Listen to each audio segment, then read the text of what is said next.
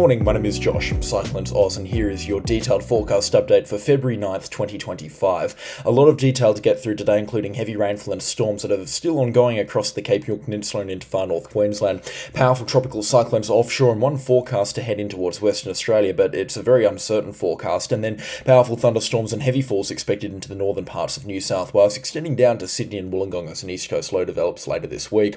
All of that plus more coming up in today's weather forecast. If you are brand new to the channel, please consider subscribing, but let's get stuck straight into things with North Queensland. You can see on the 12-hour radar and satellite loop that we've got that tropical low really beginning to develop quite nicely along that monsoon trough in the Gulf of Carpentaria. It's actually starting to spin itself up quite nicely, and this system here could be classifiable as a tropical low, at least on the meteorology standards, that's for sure.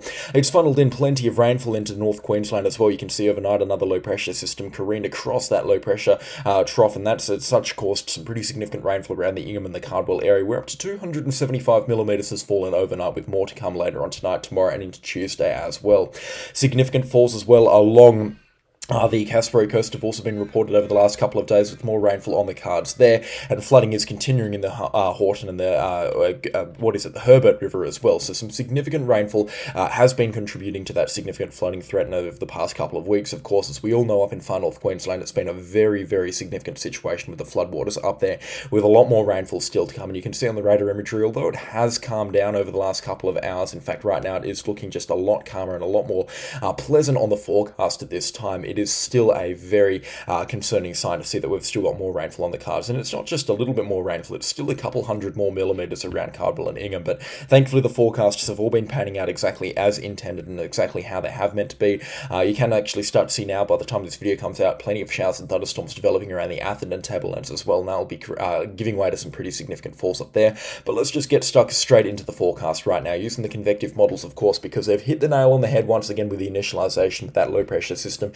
now moving inland over the Gulf of Carpentaria now, actually moving inland over the Cape York Peninsula, I was meant to say there. It's going to be causing some significant showers and thunderstorms between the line of Cooktown down to about Georgetown, moving into the Atherton tablelands later on this afternoon at about 4 or 5 o'clock. Cooktown and the Daintree could be getting some significant showers from about 3 o'clock, and then showers and thunderstorms adjacent to Townsville, Rollingston, Paluma Dam, and then down towards Ingham and Cardwell as well. Significant showers and thunderstorms expected down there this afternoon and evening, and good pulse thunderstorms that will be slow moving and very intense as well in terms of the rainfall that they're expected to drop pretty widespread across North Queensland as well, around the Mount Isa area, extending inland towards Maxwellton and Hughenden as well. Some good showers and thunderstorms expected there. So it's overall a very turbulent picture. These showers and thunderstorms later on tonight moving into the Atherton tablelands and then across into the Caspro Coast as well, where some significant rainfall accumulations are possible there later on tonight. Some good falls also expected overnight around the Ingham and the Cardwell area too, with some showers and thunderstorms moving into those areas later on this afternoon and evening, and being pretty standstill as well later on tonight. Then the showers and the rainfall really picks up as this low pressure system jogs south of Georgetown and then moving in towards the more coastal parts of North Queensland. Plenty of rainfall expected to materialise later on tonight into very early tomorrow morning, with heavy falls coinciding around Cardwell and Ingham at around sunrise tomorrow morning. Plenty of showers and thunderstorms as well expected to extend inland, and then heavy falls once again around Corumba on the southeastern corner of the Gulf of Carpentaria coastline. These showers are going to be pretty concentrated as well. In fact, it's not expected to be anywhere north of Cairns, not expected to be anywhere south of Townsville, with the heaviest falls being concentrated between Innisfail down towards Rollingston, and the absolute heaviest of rainfall where it will be at its most intense around the Cardwell and the Ingham area. We're expecting some very heavy falls there by tomorrow morning. The rainfall will steadily ease off in those areas throughout tomorrow morning and into tomorrow afternoon, but it will then pick up again as we flick over to the Axis forecast model here. You can see plenty of showers and thunderstorms expected to pick up the pace on Monday afternoon and evening, and then heavy falls expected into Tuesday morning, and then heavy rainfall expected to continue right through Tuesday as a low pressure system continues to pull itself away from the coastline. By Tuesday night, the rainfall will be clearing out of North Queensland. A few showers are lingering into very early Wednesday morning, but for the most part by Wednesday sunrise, this rainfall will be cleared out of North and far North Queensland for what looks to be a good couple of days, which is very good news indeed. And it's great that you can count on the fingers on one hand that the rainfall on the days that this rainfall event has to continue. It's felt never ending for North Queensland. It looks like it's now got a bit of a date in sight for the end of this, and by Wednesday we'll certainly be able to assess the damage properly and have a look at what recovery efforts need to be put in place for North Queensland, which is very, very good news and very exciting news as well. I can imagine a lot of people excited for a few sunny days and a few days of brighter weather, which will let them just assess the damage and start repairing things, which is going to be much, much needed up there. The rainfall is still expected to be heavy, and we can't be losing sight of that. You can see as this low pressure system moves over the Atherton tableland, some very heavy falls expected through Tuesday morning, Tuesday afternoon, and into early Tuesday evening.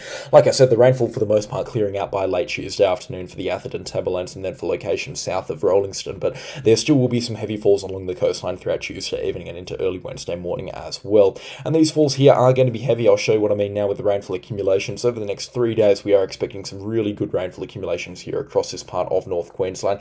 A lot of this rainfall has already fallen as well. I would like everyone to keep that in the back of their minds as well, but still, regardless, some heavy falls are expected, averaging between 200 and 300 millimetres further inland around the Croydon and the Georgetown area. They're going to be very heavy, the rainfall out there, just because they're expecting a couple more days of low pressure, thunderstorms and trough lines to be moving through those areas.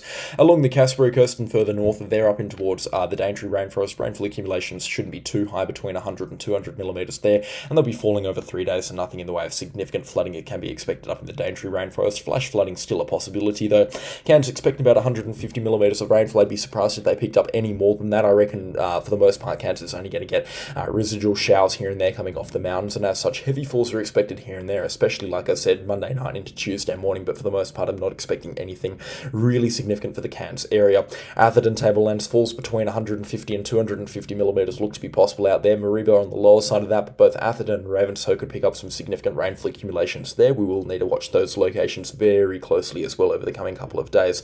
Innisfail and Tahlia are expecting some big time rainfall accumulations, especially a little bit further north of Innisfail up towards Babinda, depending on what showers and thunderstorms come through there. I reckon this stretch between Babinda, Innisfail and Tahlia down towards Cardwell could see anywhere between 250 and 400 millimetres of rainfall over the next 3 days, especially with some heavy falls coming through Tuesday morning for those areas there, with the maximum of accumulations around Tahlia and South Mission Beach possible up to about 450 millimetres.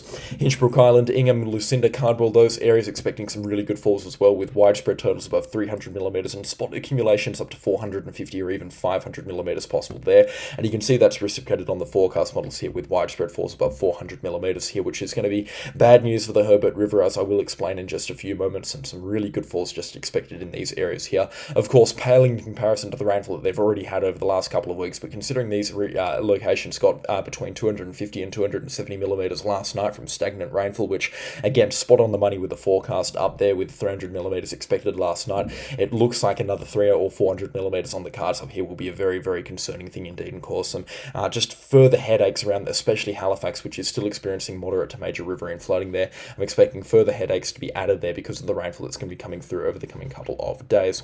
Further south of Ingham and Halifax, rainfall there shouldn't be too heavy. You can see down towards Paluma Dam and Rollingston, accumulations should be between 100 and 150 millimetres, stopping at that 100 millimetre mark as you get down towards Townsville, where only about 80 to 100 millimetres can be expected there from showers. And again, that could be on the higher side of things, considering it is going to be coming through in showers, and normally when showers are on the forecast, Townsville misses out completely for that notorious rain dome effect that they have there. The Horton River catchment could be seeing up to 100 millimetres, which will flow straight into Guru, which is not a good sign indeed, considering that they're already receiving major flooding. I reckon Guru itself will pick up about 60 millimetres. Air will be slightly dry down to about 50 millimetres there, and then locations along the North Queensland coastline down to Bowen and Mackay and the Whitsundays falls between 40 and 75 or 80 millimetres there look to be the norm there, with the absolute wettest of locations picking up to about 75 millimetres over the next 3 days.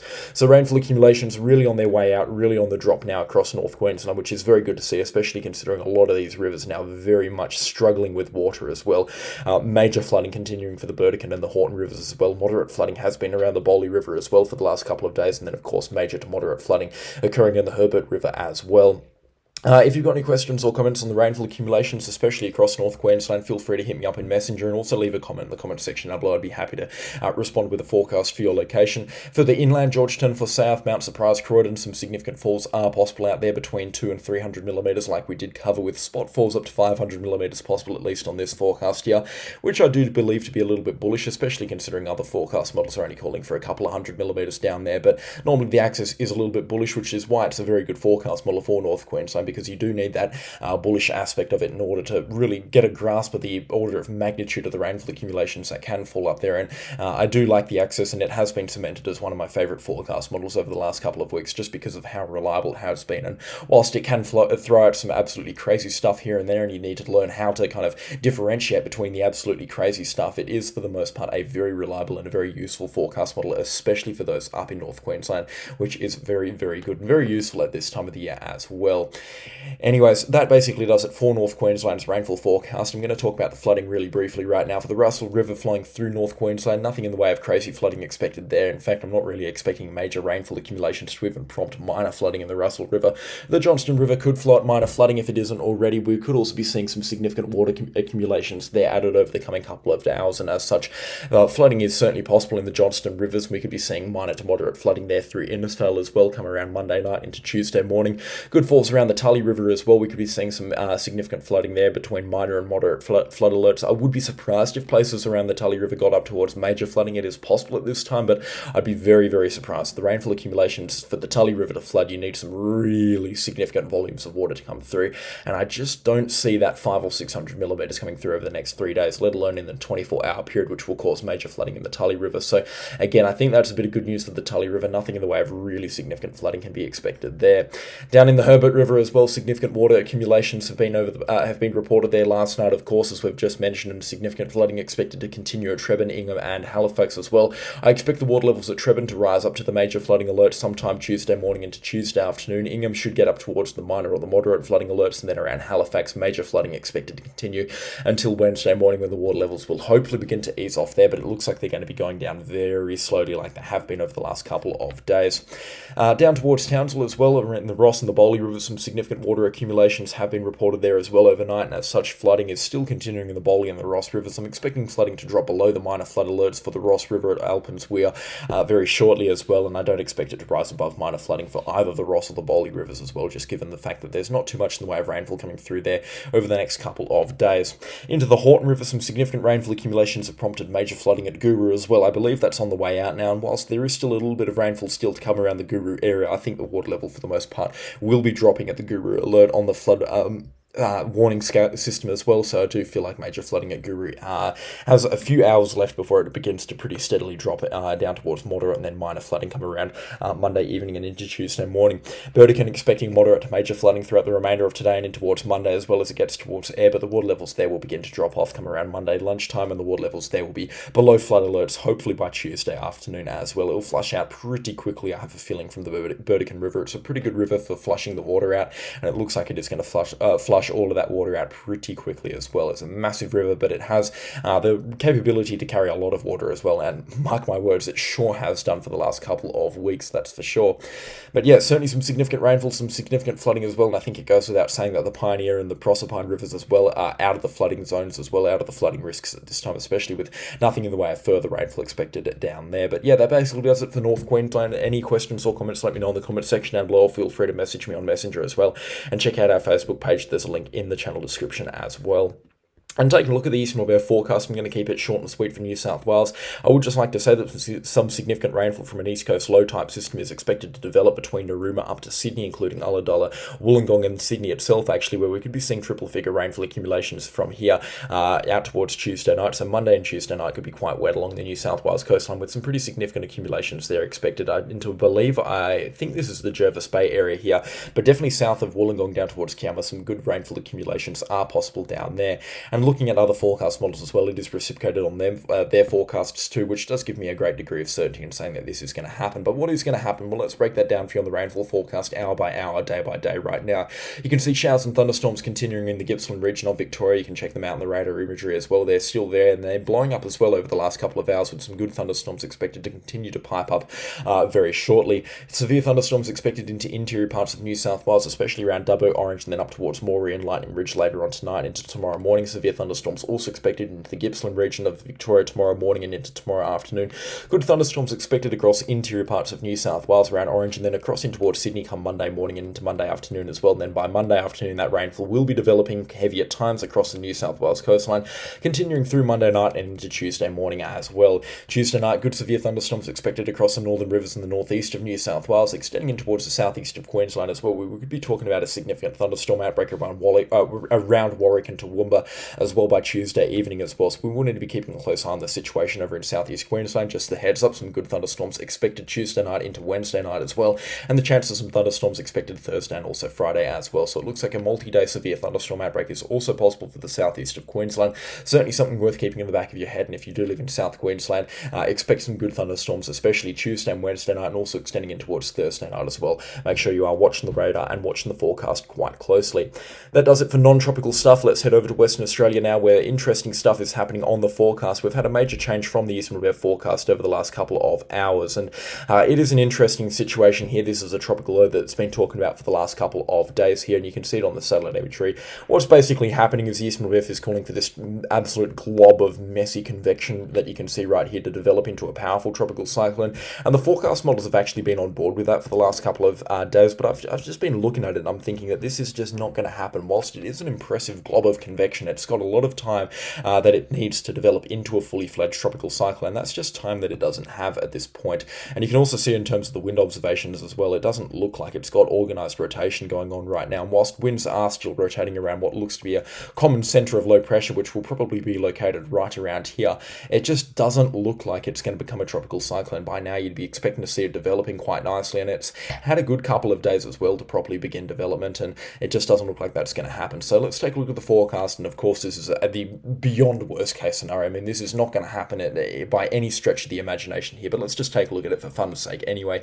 You can see the low pressure system continuing to develop into a tropical cyclone by the looks of things later tonight into early tomorrow morning. Again, that's just not going to happen. It needs much more time than that, becoming a category 2 or even potentially a category 3 strength severe tropical cyclone by Tuesday morning, and then moving into the West Australian coastline come Wednesday afternoon and Wednesday evening between Port Hedland and Broome, and then by the looks of things kind of just wobbling around and meandering around. I mean, this is just a surefire case of the Eastern Weather either expecting a very low chance of this system to stall offshore from Western Australia, or the Eastern Weather just having no clue on what to expect here.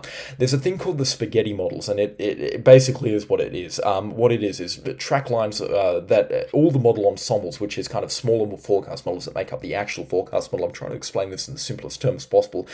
They have their track printed on a map, and that's what we get for a spaghetti forecast. And you get about 50 tracks of the possibilities of the tropical cyclone. Now, what they normally look like is kind of a defined line. You might have a few outliers that take the system into weird locations, and they can give you a very good idea of the level of certainty that a tropical cyclone has in its forecast. And this system here it actually looks like somebody's taken a glob full of spaghetti and thrown up over the north of Western Australia. That's how messy the forecast is of this system. It's one of the most disorganized tropical cyclone forecasts that I've seen in 7 years of tracking, and that just tells me, that is a surefire way of telling me that the forecast models have absolutely no idea what to expect with this system. Well, I'll tell you what that you can expect. In terms of rainfall, that you're expecting some good accumulations on the northwest coast of the Kimberley region.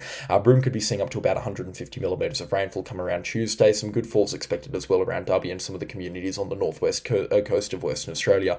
Falls as well could be quite heavy south of Broome as well, down to about Port Hedland, with thunderstorms and showers wrapping into the system. I wouldn't be surprised if we're looking at rainfall accumulations right down towards Port Hedland being in the triple figures. And you can see, based off the rainfall accumulation map from the GFS, which is what I deem to be an actually reliable forecast model in this case here, that there is some really good accumulations also expected deeper out of the Kimberley region as well, around Halls Creek and Fitzroy Crossing, with falls there up to about 250 or 300 millimetres, and that again is a totally plausible number as well. I think the most likely track that this system is going to take is one that's not going to be a tropical cyclone status, so again, there's absolutely no need to panic or worry for a tropical cyclone, but it's going to hug the coastline, and then by around Tuesday, Wednesday, moving into the coastline around the Broome area, and then dissipating very, very quickly as well. This is not going to become a strong system, and considering the forecast models have also been backing down the intensity of this tropical cyclone on the forecast for the last couple of days in pretty steady units, it tells me again that they're not confident in the system becoming a strong tropical cyclone. That's just the way the forecast models work. It's very confusing, and I could sit here for an hour and explain it to everybody, but Again, there's no point. This tropical cyclone is not going to become strong at all. It's very, very unlikely right now, and the chance of tropical cyclone winds extending across the northwest coast of Western Australia in the next week is still in the single-digit percentages right now. I mean, it looks absolutely awful, and the Bureau of Meteorology has done a really good job here in not succumbing to the pressure from the forecast models and actually pulling the trigger on this system here, because it is a very, very low chance of this system becoming a strong tropical cyclone. And if you see anything on that on Facebook, just scroll past it, or on YouTube as well, scroll past it, because you sometimes can't take the forecast models at face value, and this is what a lot of these trackers and a lot of these agencies have actually taken, is the forecast models at face value, and that is, in this case here, a very, very dumb idea.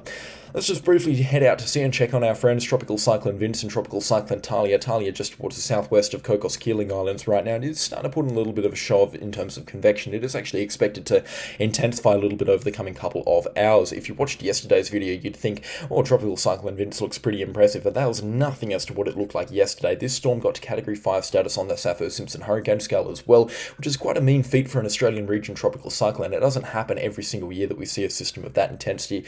It had winds of 275 kilometres an hour, gusting up to about 340 kilometres an hour. So it was basically a 200-kilometre wide tornado over in the Indian Ocean. It was a very, very powerful system, and it looks like terminal weakening is starting to kick in right now. It's well offshore from the Mauritius and the Reunion Islands as well, and also well away from Madagascar too. And it is no threat to those locations either, which is very good news indeed. But yeah, Tropical Cyclone Tahlia certainly looks like it does have a little bit of a future ahead of it as well. You can see on the wind accumulation map here over the coming couple of days, it is actually expected to intensify a little bit.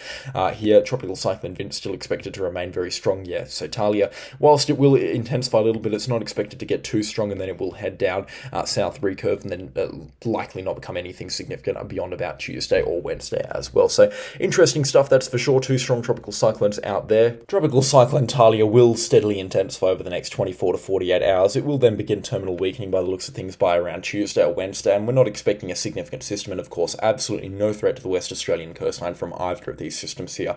I don't think I could stress that enough. Is West Australia, whilst the chances are still very small for a powerful tropical cyclone, there is nothing to be worrying about whatsoever on the Kimberley, the Pilbara, or any other region of the WA coastline. It's just not going to happen, and I cannot stress that to anyone enough. It's just not going to happen at this time.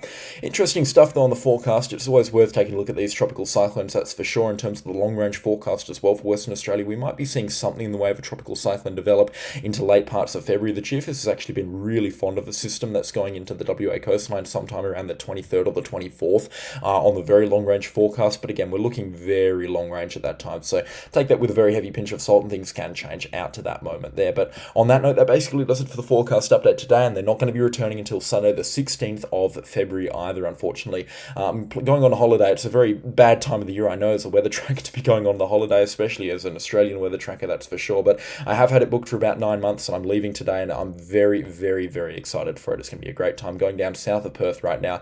It should be quite exciting. And I'll be getting plenty of photos as well and uploading them to the Facebook. I will still be active over on Facebook, and God forbid anything disastrous happen over in Western Australia or Queensland on Tuesday or Wednesday, I'll be active over on YouTube as well, but I'm really hoping that's not the case either. But yeah, we'll be having a great time. You can find me on Facebook as well, and I'll be active over there throughout the time being. But anyways, that is all that I have time for today. A special shout out to the channel sponsors. Their names are on screen right now, and again, I could not run the show without them. Their support is much appreciated. That is all from me today, and I'll catch you all in the next storm. Goodbye.